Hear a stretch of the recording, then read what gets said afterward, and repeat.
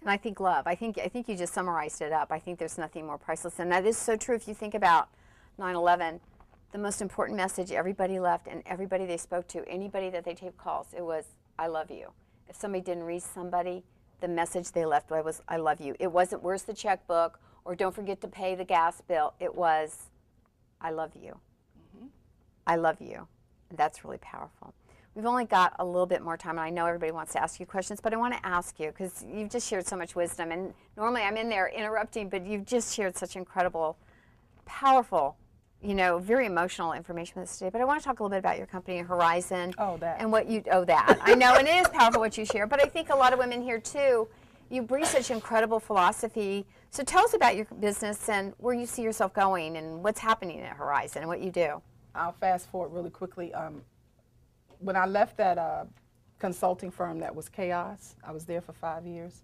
A lot of things happened, and I worked with my business partner. In 1993, he took me to lunch, and he said, "You know, Wanda, I'm thinking about starting a company, and I really think you should be my business partner."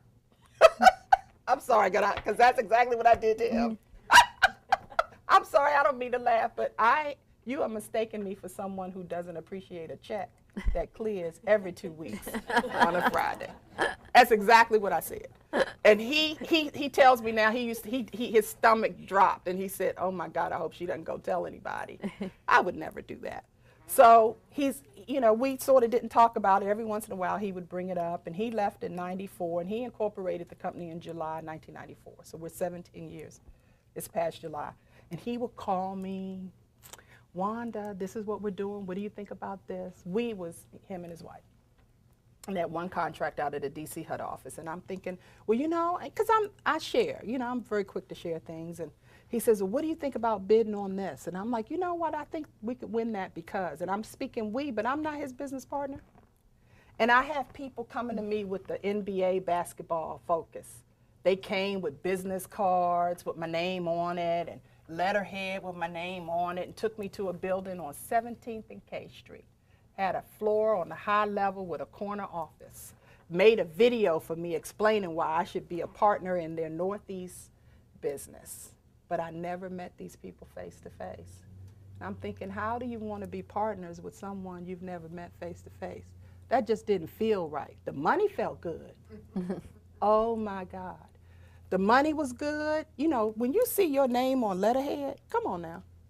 And the business card and a big old office with a secretary, you're like, okay. But let me tell you what I will not do in my life. I will not compromise myself for money. I just will not. And that's why I will always have it. Because I'm not going to compromise who I am to get it. So I said no to those people like this. No. At the same time, I was going to headhunters. True story. This beautiful woman, brunette, tall, striking. I love meeting tall women, obviously. I love tall. And she said to me, "I'm going to leave you in this room, and I want you to write down how much money your individual efforts, just yours, have made for the company that you work for now." And she left the room. And I started writing and thinking, and I was like, good. This is a word I learned from my daddy. You may have heard it before. Good googers and muggers. Look at all of this money that I've made for another company. It was millions and millions of dollars. And it blew me away. I'd never done that exercise before. And she came back in the room and she said, "I don't think that you should work for anyone. I think that you should work for yourself." And I'm thinking, but you could get a sweet commission. If you place me, just place me somewhere. I don't want to own nothing, seriously. So I left there, though, and the seed was planted. And then I had brunch with some friends, and my friends said, "Wanda, explain to us exactly what you do." A lot of people, you have to really explain it. I've been involved in multifamily, single-family real estate my entire career. Building it, managing it, developing it, all of that, fun stuff. And I'm explaining it to them, and they say to me, "Well, what if we gave you some of our money and you can invest it in real estate for us?" I'm like, what? Seriously, huh? And then they started talking about me owning a business, and Wanda, how long would it take for you to figure out if this is something you could do? I said, about 6 months. After 6 months, if it ain't flying, I'm going to go get me a job. You know, I was always taught, you learn how to type, you can get a job. My mother bought a typewriter home when I was in elementary school. So even now, I still have typing tests with the computer because I'm good. Anyway, it's just something I do for fun. And I'm driving home from their house, and I had this thought. If these people are willing to invest their hard-earned money with me, why am I not willing to invest my money in me? It was like an epiphany. And I realized how much money I would need for 6 months, just to live the way I live for 6 months. And I got home, and you know, I'm a person, even to this day, I don't open mail for a week, a whole week's worth of mail, and I'll sit at a table and go through everything. And I opened up my retirement account. Trust me, it had maybe $20,000 more. No, I'm sorry, $20 more. Let me tell the truth. It had $20 more in it than I thought about with respect to what I needed to live on and what I would need to buy 51% of the company, which cost me $20,000. So I paid $20,000, and this was the conversation. I called them. I said, okay, you've been after me now for a long time. I'm coming. Huh? This is the conversation. Huh? I said, no, seriously. I made the decision. I want to come work with you.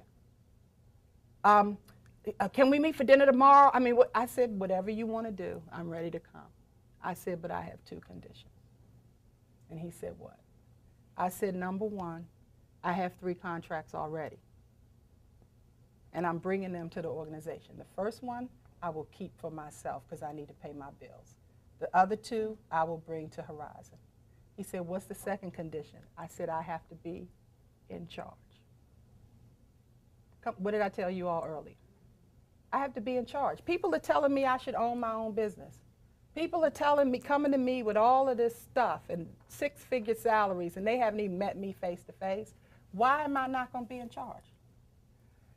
He didn't even blink. He said, absolutely not a problem. We went to dinner. I signed on a dotted line. The next day, I went to my attorney to make sure I didn't sign.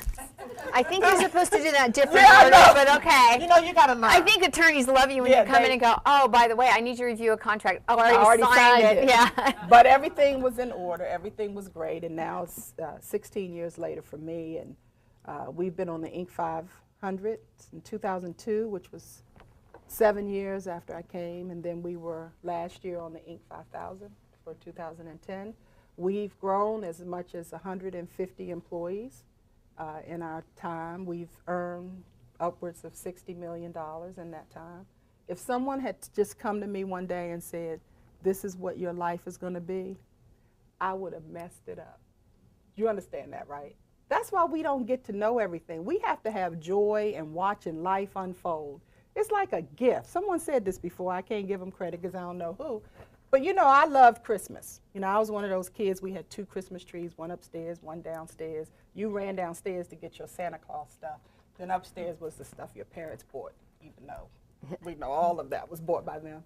And it was that day. I would get up. So let me tell y'all how bad I was. Now, I said I was going to stop saying that. How mischievous and creative I was as a kid. How I stretched the truth beyond reckoning. I told my siblings one day at breakfast on Christmas, I had cookies and milk with Santa Claus. They were like, no, you didn't. I was like, yes, I did. I got up early. The cookies and milk were still there. I had 1 or 2, took a couple of sips of the milk, went back to bed.